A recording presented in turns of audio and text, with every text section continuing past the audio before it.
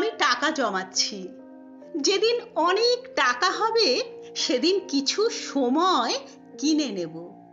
যারা প্রতিদিন, প্রতি মাস, প্রতি বছর বলে যায় খুব ব্যস্ত, একদম সময় পায় না, কাজের চাপে মনে থাকে না, তাদের সে কেনা সময়টুকু ধার দেব।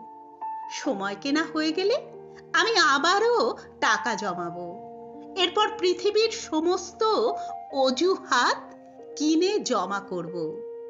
সময়ের অভাবে আর অজুহাতের কারণে কেউ যেন তার প্রিয় মানুষদের ভুলে না যায়।